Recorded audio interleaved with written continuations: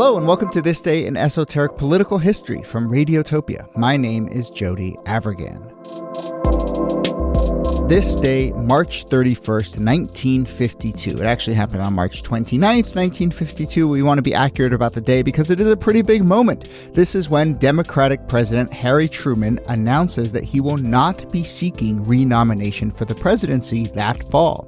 This threw the Democratic nomination contest wide open a couple months before that summer's convention. Speaking at a Democratic Party fundraiser, his remarks were largely a surprise to those in the audience. He said, "I shall not be a candidate for re-election. I have served my country long, and I think efficiently and honestly. I shall not accept a renomination. I do not feel that it is my duty to spend another 4 years in the White House." So, cut to that fall, and as you may know, the winner of the election was Republican Dwight Eisenhower in a landslide which ended some 20 years of Democratic dominance. But there were lots of twists and turns that got us from Truman's announcement to Eisenhower's rout. So let's talk about that moment where Truman backs out. Certainly a moment that has been popping up a lot as Democrats have conversations a little bit about whether their nominee should be the nominee for this fall. Here, as always, Nicole Hammer of Vanderbilt and Kellie Carter-Jackson of Wellesley. Hello there. Hello, Jody. Hey there. I think we have to talk about the sort of resonance and people name-checking this moment here in 2024 around Biden. But let's go to that night and that announcement. Why is Truman dropping out? What's his thinking? I mean, there's a lot of reasons why Truman is no longer interested in remaining president, let's say. First of all, he was not very popular. His popularity had plummeted since coming into office. Remember that he's the Truman of the famous Dewey defeats Truman headline. So even his outright election, which happens in 1948, because he initially comes to the presidency when Franklin Roosevelt dies, is not an overwhelming public embrace of Truman. So they're unhappy with him. The Korean War is in a stalemate. There's inflation. The economy is not doing well. And it's not entirely clear he's going to win. And there is this kind of thing about Truman where he was kind of the accidental president in a way. Yeah. Like he had just been added to the ticket in 44. He was very much a Truman who kind of candidate as vice president. I don't wonder if he was just done being president. Yeah, I get that feeling as well. It seemed like the presidency was sort of like a hot potato that no one wanted to hold on to a little bit. He was like, do you want this? Do you want this? I think it's really difficult being president during a war. I think that's first and foremost. You were going to upset a lot of people. And I think that showed in his approval rating. I mean, it was 36%. By the time you get to February of 1952, it's 22%. I mean, no one really wants him in office. And the Democrats had been in the White House for about 20 years. Forever. Yeah. And so it felt like a seat change. Yeah. I also think it's worth pointing out, too, because this happens, 20 years later when LBJ decides to drop out. The primaries were underway, and there were real challengers to Truman. There was a chance that as a sitting president, he wasn't even going to win the nomination. And that's it's humiliating. So I think there's also a little self-preservation involved. Yeah. So, I mean, you can even hear it in that quote that I read where he says, "I do not feel that it is my duty to spend another 4 years in the White House." You can hear the exhaustion there, right? He's not saying, "Oh, I feel like I've served my country well and it's time for someone else to take over," or "I'm proud of my accomplishment." Or he doesn't even say it's my duty to spend another 4 years as president. He says another 4 years in the White House. I mean, I know that's a euphemism, but it just feels like I just don't want to be kind of plodding around in this gig anymore. I want to go home, guys. Yeah, exactly. And, I do think, though, a couple of things we've mentioned I want to highlight. The fact that he had already been president for 6 years. He had gone through two, one as the vice president, but two campaigns, a number, he just kind of had been through the ringer a bunch. And so I think, and then as you said, the primary was going to be difficult. And so it's something we're here now. And I think it's important to distinguish. There was the running for president and there's the being president, and I'm curious in here how much of this is fatigue about the campaigning versus the governing. Not that the governing was going super, super well. Yeah, no, I know. He didn't have it on either side. Yes. Both But I sides think were it is unfair. important to remember that he'd been kind of through a couple cycles already, and so probably saw a very long, hard summer ahead of him. Now, let's do a pop quiz for our listeners here. When he announced he's going to drop out, there was a vice president who becomes the de facto, we're going to turn to this person. Listeners, I'll give you 5 seconds to see if you can conjure this person's name. And it'll be the honor system. You can email us and say, yes, I knew who it was, and we'll give you something. But the name of the person who was Truman's VP, I think probably one of the more obscure VPs in American history, Alvin William Barkley. So, does the world turn to Alvin William Barkley and say, you're next to carry the mantle of the Democratic Party? Well, Barkley raises his hand. Let's put it that way. His somewhat shaky older hand into the air to make the claim. This happens with Hubert Humphrey in 1968 as well. Like the idea is that, well, if the president isn't running, the vice president is going to run. First of all, it takes him, I guess it's worth flagging that this is in a time of where primaries aren't as important. They matter. But it's not necessarily the electorate that is choosing the nominee. It really comes down to the convention. Yeah. So, all of this is unfolding in March. Barkley doesn't jump into the race officially until July. Right. So he's getting in right before the convention. And he's just, I don't know, you guys. I don't think that he's the most, he's not the guy for the moment, I think is maybe the way to put it. He's 74 years old. In 1952, which at the time and maybe even still today is up there. Not a spring chick. And he's part of the Truman administration. People don't like the Truman administration. It's unpopular. And so Barkley there's not space for him to really distance himself from Truman, certainly not in those few weeks before the convention. Yeah, I think age has a big part to do with it. Even in the 50s, people were like, this feels a little too old. But also, I think it's interesting how so many people get sort of picked or put on a roster based off of a speech. So like how many times we look at, he gave a great speech, he could be president. And I'm like, is that the bar? Giving a good speech? This happens over and over again. So, but he does, Barkley goes to the DNC and he does give a good speech. And it does sort of give people a way to imagine him as president. This was the previous DNC in 48, right? Yes, where he kind of, that's how he gets the VP nod, is by, sort of bursting onto the scene with this one good speech. Yeah, but one good speech does not a presidency make. Ask Barack Obama. It can certainly open doors. And it opened the door to the vice presidency for Barkley. So, I mean, that counts for something. But again, like 4 years makes a difference. 4 years being tied to the Truman administration. 4 years older. We all know how time works. It's a big discussion lately. But he also, like, his eyesight was failing. He had heart problems. Oh, yeah. And so he had to sort of, like, do that thing where you're like, look at me. I'm walking along chipperly. I'm certainly in good health, which I'm not sure that dispelled all of the concerns that people had. But I think that the biggest problem with Barkley was that labor leaders were unhappy with him. And in 1952, if you want to be the Democratic nominee, you can't have labor leaders unhappy with you. Because they are such a key part of the Democratic coalition. I think that's ultimately what sinks him, his inability to get labor on board. Yeah. A little tidbit, Barkley was the first person to be referred to as the Veep. And I think people thought that nickname might help his, gave him a little bit of a youthful spring in his step or something. You call him the Veep, yeah. And as we paint the picture of the other challengers, it is worth noting that, like, one other tidbit here is that Truman himself had actually, in the previous fall, he announces that he's going to drop out in March, but to show you where his head's at, the previous fall, he'd reportedly had a conversation with the Supreme Court Chief Justice, Fred Vinson, and say, hey, do you want to throw your hat in the ring? So, he'd been kind of sowing the seeds for this, thinking about this for a while. And then the other name that appears is Estes Kefauver, who's a senator from Tennessee.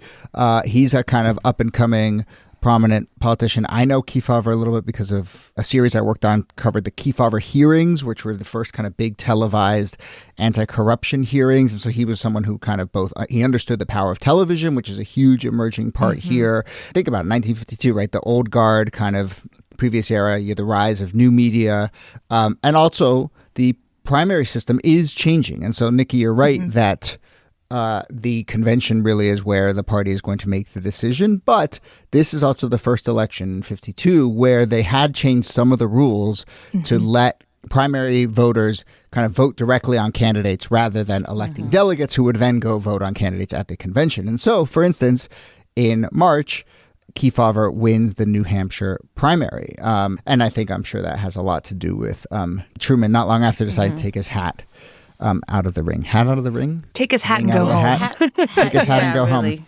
I mean, this is also, correct me if I'm wrong, but is this not the first election where there are term limits put on how long you can be the president? So there's a new constitutional amendment that's added that basically says you've got 2 terms and that's it. Yes, and Truman was grandfathered in, so he could have pulled a Roosevelt and just kept running until people turfed him. But he was not, I would say, not well situated for multiple winning election.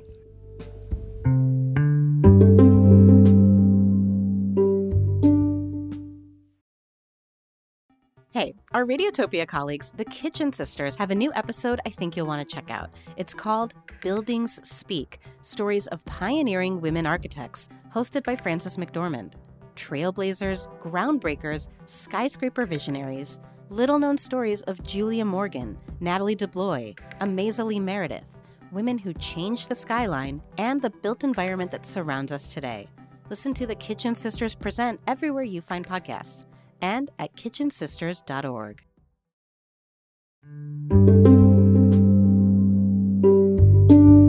We're going to do a whole series on conventions later this summer around the time of this year's convention. So I don't want to get too deep into the 52 convention, which is really interesting. And, this is where Barkley shows up, and then eventually Adlai Stevenson kind of rockets forward and becomes the nominee, and then he gets trounced by Eisenhower that fall. I will say one little tidbit because both Niki and I kind of picked up on this, but when Barkley doesn't get the nomination at the convention in the fall, he gives a kind of farewell speech because this is kind of the end of his political career. He'd given a great speech 4 years earlier. Now, things were coming to an end. He wasn't going to get the nomination. He receives a 35-minute ovation when he takes the podium and a 45-minute ovation when the speech is over. No way. There's no way. You think that you're calling BS on this? Yes. I will There's say no way. You clap for 45 minutes? Oh my gosh. Television was new. They didn't have a lot to do. It kind of reminds me of the Cannes Film Festival. Yes, I was just thinking the same thing. Where you're making a point by clapping that long. You're not clapping that long because you're I feel the need. I am so moved by what is happening that I simply can't keep my hands from coming together again and again and again. But rather, it is basically doing 30 toast or something like that. It just you're making a point about your respect for the individual or your approval of what's happening more so than anything else. Totally. Yeah, but who's keeping time? I really want to know. Exactly. So I think, but look, they said 35 minutes when he first comes out, 45 minutes when he's done. I mean, maybe that makes a good little line in the Times. But yeah, that is just exhausting. And I would just be very curious to see what that actually looks like. The Cannes Film Festival thing is so funny as well because it becomes, that's weirdly the measuring stick now. It's how long was the ovation? And people are like, well, this film got an 18-minute ovation. This film got a 36-minute ovation. And, I just think it's all, I'm no, there was not a 37-minute standing ovation for Indiana Jones and the Dial of Destiny at Cannes. I'm sorry, I don't believe that happened, and so, but it is funny. Also, I feel like there are more efficient ways to decide these things. Yes, exactly. Really. But anyway, that's a tidbit, and maybe we will return to the 52 convention as we get into our convention coverage. But to kind of wrap things up, I want to go to 2 things. One, I'm just curious kind of Truman and his legacy and his mindset, as we said, leaving office, and he was mindful of his kind of place in history. And I think it's really interesting. And then I would, be curious to hear a lot of people are pointing to this moment a lot right now, especially people who have concerns about Joe Biden and his age and his ability to campaign for the rest of this year. But I don't know. I mean, Truman has a real kind of ennui about him, or a kind of like, I don't know. There's part of me, my heart sort of goes out to him in this moment as he sort of slinks off the stage. I think it should. I mean, I believe we've talked about this before, but after Truman leaves, he writes his memoirs, and he does that because he needs money. They introduce a pension for presidents because he's very poor once he leaves the White House. Like, there's this ennui about like, I don't really want to be president anymore, but there's not necessarily like a lot waiting for him on the other side. Like, he has a quiet retirement, but he also has to hustle in order to continue to both like shape his legacy, but also just to keep food on the table. Yeah. That I think is always sad, that you can lead a country, serve for 4 or 8 years, and sort of be like penniless, or penniless is maybe too strong of a word, but broke at the end of it is something that always is a little fascinating to me and a little sad. Yeah. I feel like Truman's claim to fame, and this has always been sort of like my tell in classes, like Truman desegregated the troops. Like that has always been sort of the thing that I feel like is, the feather in his cap. But that gets forgotten about. But I'm curious because let's talk about legacy and how Truman is remembered. So for one, he writes to his only child, Margaret, he writes, quote, "Your dad will never be reckoned among the great, but you can be sure that he did his level best and gave all he had to his country," which might be humble and it might also be just kind of sad and a bit of a downer, which is interesting because, and this is like, I'm so fascinated by this dynamic. Those polls they do of overall presidential greatness and ratings and rankings and so forth? Truman is the 6th most popular president. It goes Lincoln, FDR, Washington, Roosevelt, Jefferson, Truman, Obama, Eisenhower, LBJ, Kennedy. What? And so maybe we have to do a whole new episode about this, but how is it that Truman sneaks into that list? And I feel like somewhere in my head, I kind of had that too. Like, Truman was a great president. He was up there with that. Yeah. Like, what is it?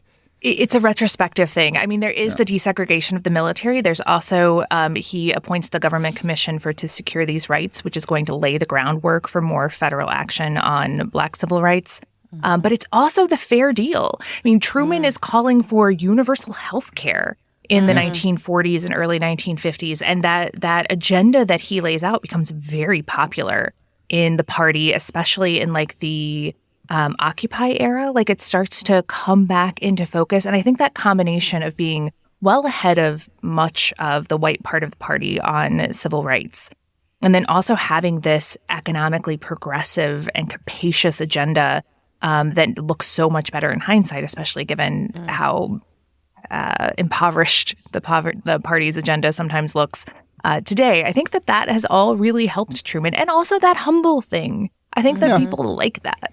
Yeah. Right. Yeah. I agree. And those post-war years, have a real strong place in the public imagination and the kind of carrying on the legacy of FDR. And so, but it's really surprising to me that Truman is the 6th most popular I don't think president. he would have that top 10. Not at all. Over and over. I think when he wrote that letter to his kid, he was like, slot me in around, Monroe and Rutherford B. Hayes, and maybe if I could beat out Millard Fillmore, I'll be happy, for 39th. But no, there he is, top 6. So really, really interesting. Cool. All right, well, let's wrap it up with some also on this days, as we often do. So some other things that happened on this day, March 31st, throughout history. So in 1917, the United States took formal possession of the Virgin Islands from Denmark. Good for future vacationers. Yes. Yeah.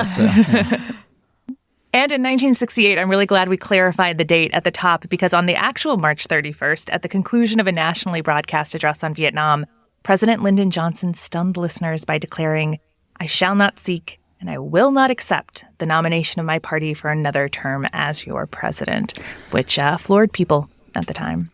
Yeah. So I guess March 31st is your official dropping out day.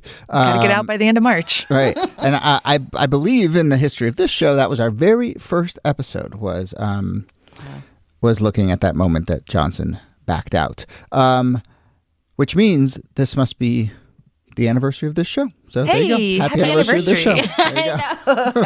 2009, on this day, Benjamin Netanyahu took office as Israel's new prime minister after the Knesset approved his government. Obviously, very much in the news now, Netanyahu's stint in power. The other tidbit that I recently learned last week, I think this will blow your mind in the way that it blew my mind. I was chatting with my dad about what's going on in Israel and Gaza, just casually, and he goes, "Oh, you know, Benjamin Netanyahu was 2 years ahead of me in high school." I was like, "What? What?" So apparently, Benjamin, like in the same high school, in the Philly suburbs. I think Netanyahu's dad was some sort of diplomat in Philadelphia, Get out. and he was like, I think my dad may have like played baseball with fucking Benjamin Netanyahu. Unbelievable. That's absurd. Yeah, Cheltenham it is. High And he's School. just now dropping that knowledge. Exactly. Exactly. Well, I mean, the one my dad talks about when he talks about high school is he played baseball with Reggie Jackson, and that's a great notch in your belt. Okay, yeah. And, But now I'm like, wait a minute, did Reggie Jackson and Benjamin Netanyahu like know each other? Like, this is all just, it's blowing my mind. That's wild. That's wild. And in 2020, Britain's Prince Harry and his wife Meghan officially stepped down from their duties as members of the royal family. They lived happily ever after. Yeah, we're out. 4 years ago. They certainly got out of a total hornet's nest of attention. Not that attention has died down on their comings and goings, but yeah. All right. Well, we will leave it there. Nicole Hammer, thanks to you as always. Thank you, Jody. And Kellie Carter-Jackson, thanks to you. My pleasure. And as Mrs. Truman and I leave the White House, we have no regret. We feel we have done our best in the public service. I hope and believe we have contributed to the welfare of the nation and to the peace of the world. And now the time has come for me to say good night and God bless you. Thanks for listening to This Day in Esoteric Political History.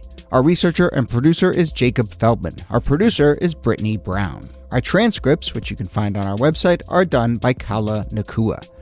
This Day is a proud member of Radiotopia from PRX, a network of independent, creator-owned, listener-supported podcasts. Audrey Martovich is executive producer. Yuri Lasordo is director of operations.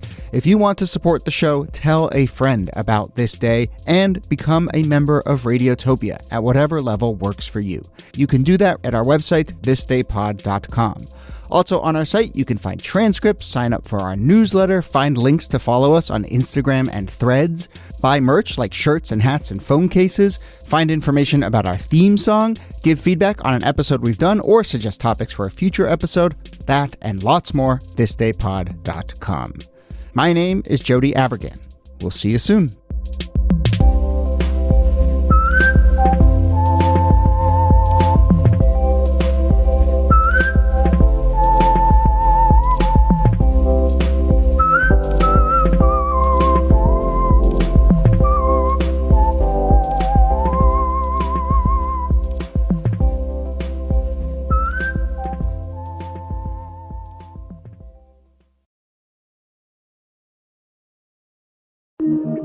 Radiotopia from